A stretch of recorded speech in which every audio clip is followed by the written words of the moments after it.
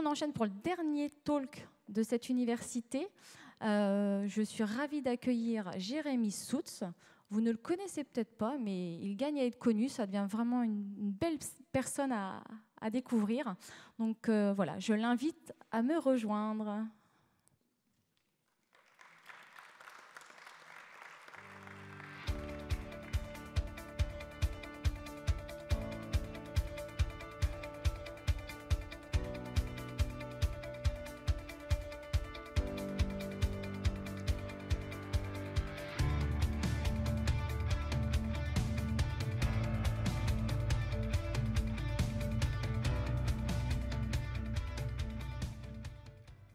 Bonjour à tous. Donc moi je suis ici pour vous raconter mon histoire. Donc un doux samedi d'octobre 2016, le 15 plus précisément, je décide de profiter des dernières belles journées de l'année pour faire une virée en moto avec un ami. N'ayant aucun souvenir de tout ce qui s'est passé et de tout ce que je vais vous raconter, ce ne sont pas mes souvenirs mais plutôt ceux de mon entourage. Peu après 14 heures, je circulais sur une petite départementale non loin de chez moi. Il semblerait que j'ai perdu le contrôle de ma machine dans une grande courbe. On ne connaît toujours pas la cause exacte aujourd'hui, mais la vitesse serait la raison de ma chute. Les pompiers arrivent sur les lieux de l'accident, je suis apparemment très agité. Ils décident de me transporter par la route à l'hôpital se trouvant à 3 km des lieux de l'accident. Aujourd'hui encore, je me demande pourquoi je n'ai pas été tout de suite héliporté à Lille directement, au vu de l'état de la gravité de mon état. Je suis rejoint par ma famille à l'hôpital. Je passe un IRM.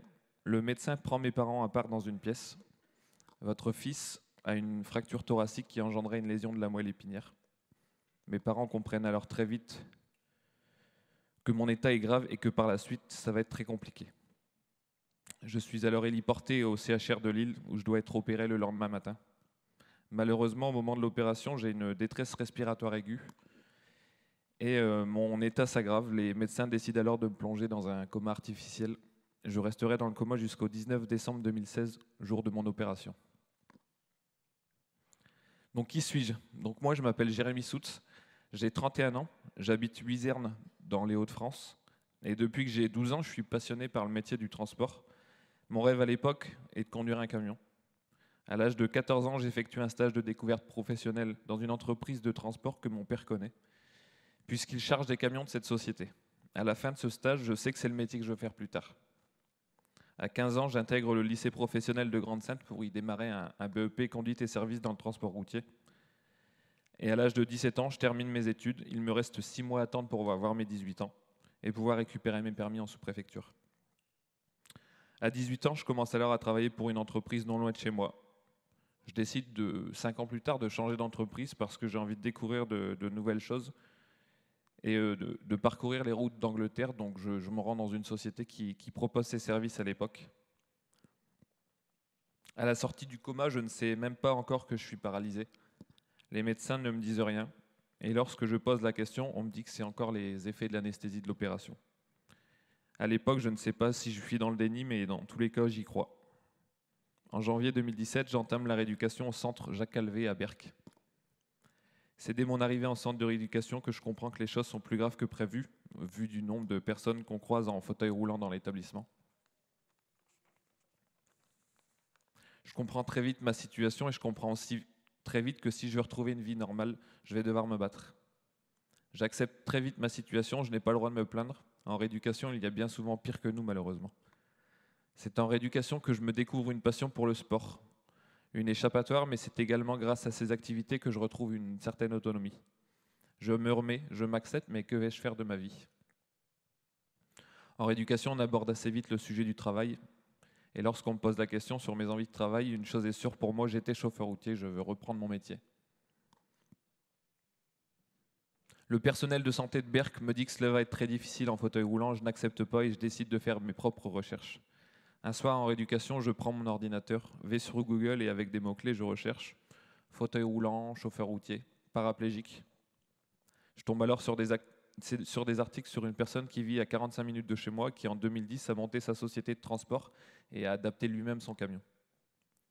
C'est à partir de ce moment précis que j'ai décidé de me lancer dans ce projet. Pour commencer, je me rends chez Cap Emploi en 2020, qui à l'époque trouve le projet très ambitieux. La première étape, c'est la PECF, prestation d'évaluation des capacités fonctionnelles. Le but de la PSF est de voir si je peux reprendre le transport avec mon handicap. Une journée accompagnée d'un formateur astral et d'une ergothérapeute avec plusieurs tests, notamment un test sur route avec un véhicule aménagé. L'un des plus beaux moments après mon accident. 4 ans plus tard, je suis de nouveau au volant d'un poids lourd le temps de quelques heures.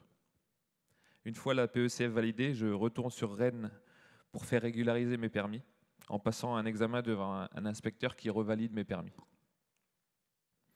Nous sommes en 2021, j'ai récupéré mes permis, mais ce que je ne sais pas à l'époque, c'est que le plus dur est à venir. Trouver un employeur qui acceptera de m'accompagner. Je passe toute l'année à déposer des dizaines de CV. Je présente mon projet à plusieurs transporteurs. Plusieurs d'entre elles trouvent le projet formidable, mais pas chez elles, elles me disent. Fin 2021, je suis découragé de ne pas encore avoir trouvé l'entreprise et j'ai l'impression que mon projet ne verra jamais le jour. C'est à ce moment-là qu'un appel va me redonner espoir. Olivier Billon, l'inventeur de la plateforme d'Inaccess. Il m'appelle et me propose d'aller faire des démonstrations non loin de chez moi au salon du poids lourd d'Audruic en mai 2022. C'est pour moi l'occasion déjà de reconduire un camion le temps d'une journée, mais également de peut-être rencontrer des entreprises parce qu'un job dating y est organisé. Mai 2022, le salon ouvre ses portes et nous sommes les premiers exposants sur le salon. David Sagnard, patron des transports Carpentier qui organise aussi le salon, est le premier sur le salon. Il me demande une démonstration de la plateforme et me tend ensuite sa carte en me disant « Appelez-moi lundi, j'ai sûrement quelque chose pour vous ». C'est là que la vraie aventure commence. L'entreprise Carpentier accepte de relever le défi. Cap Emploi, l'AGFIP nous accompagne pour bien définir le projet. Il nous faut trouver un type de transport, mais également le type de matériel que je vais avoir besoin. Identifier les lieux de chargement et de déchargement. On ne peut rien laisser au hasard. On enchaîne les rendez-vous avec tous les acteurs du projet. Ensuite, il nous faudra encore attendre le matériel ainsi que les aménagements. Décembre 2023, l'entreprise m'appelle un soir pour me dire que mon véhicule est prêt et que c'est à moi d'aller le récupérer sur Reims. Cela fait maintenant 4 mois que j'ai repris mon activité. Quelques petits problèmes à régler lors des premiers mois, mais aujourd'hui tout roule et je suis très heureux d'avoir récupéré mon travail. Et je vous laisse regarder une petite vidéo pour vous plonger dans une journée type. On revient au dossier de cette édition qui nous emmène à la rencontre d'un personnage hors norme. Il s'appelle Jérémy Sotz. Ce chauffeur de poids lourd a été victime d'un accident de moto qui l'a rendu paraplégique. Eh bien, il vient de retrouver, après 7 ans d'attente, le volant d'un camion. Lionel Feuerstein, Baptiste Lègle. Le réveil est matinal, la température fraîche, mais Jérémy Sotz n'a qu'une hâte, retrouver son camion à la sortie du village. 15 minutes d'effort indispensable pour ce jeune routier victime d'un accident en 2016. C'est bien parce que je sais que je vais passer la journée enfermé dans le camion, donc ça permet de m'aérer un petit peu le matin. Grâce à cet élévateur fixé à l'arrière de sa cabine, il reprend depuis janvier son volant, après 7 longues années d'attente. Ouais, c'était inespéré, ouais. Honnêtement, j'y croyais plus et puis ça y est, on y est, quoi. Les premières fois, là, arrivé au rond-point, je me rendais compte vraiment de ce qui se passait et j'avais limite quelques larmes qui coulaient à 6h du mat, là, quand je partais. Ouais, non, c'était assez fort. Jérémy effectue pour l'instant toujours le même itinéraire, entre Saint-Omer, Boulogne et Calais. Sa cabine de pilotage a été spécialement aménagée. Niveau conduite, il n'y a vraiment pas grand-chose qui a changé. Ici, on a fait remonter la commande du frein ici. Et l'accélérateur, c'est un accélérateur qui tient dans la main, c'est une gâchette, comme une voiture radiocommandée finalement. Ce chauffeur de 31 ans a toujours aimé la route et ses grands espaces. Dès sa majorité, il passe tous les permis. Avec son 44 tonnes qu'il adore, il sillonne l'Europe. On le voit filmé par son père. Le week-end, Jérémy prend parfois sa moto pour des balades. Mais un jour, il en perd le contrôle dans un virage. Je pense que vraiment j'ai perdu l'avant de la moto dans les graviers et qu'elle est venue finir sa course dans mon dos. Le routier est plongé 2 mois dans le coma. Sa rééducation est longue, mais il s'accroche à un rêve, remonter dans un camion. Le chauffeur poids lourd passe alors un permis spécial et réussit tous ses tests. Tu refais encore un tour de Boulogne ou Bourg-en-Ville derrière? Boulogne là derrière. Ouais. Boulogne derrière. Aujourd'hui, ces tournées ont repris. Jérémy livre des déchets plastiques à des sociétés de recyclage. Ici, tout le personnel s'est adapté à son handicap. On va pas lui demander de descendre de son camion, de venir balayer. On peut le faire à sa place, c'est pas un souci. Mais non, il est comme un chauffeur normal. Il doit faire ses manœuvres comme tout le monde et ça se passe très bien. En France, seule une poignée d'employés paraplégiques sont chauffeurs routiers. Dans la région, il n'y a que le patron de cette société qui a accepté sa candidature et a équipé un camion pour lui. Ça va. C'est plus facile d'embaucher un conducteur valide. Et lorsque vous voyez la motivation dans les yeux d'une personne, vous ne pouvez pas faire autrement que lui dire oh, allez, on va essayer de faire un bout de chemin. Désormais, Jérémy a un travail, une maison, une compagne. Le jeune homme a réussi à retrouver, dit-il, 99% de sa vie d'avant.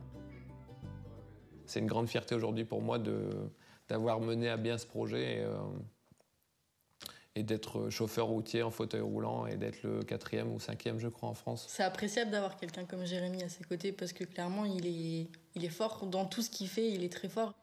Jérémy veut rattraper le temps perdu, bouffer de la route, dit-il. Après, il verra bien. Le jeune camionneur est prêt à relever d'autres défis. Oui, vous pouvez l'applaudir. Merci Jérémy. Quel parcours, quelle force de caractère. Voilà, merci d'avoir témoigné. Merci.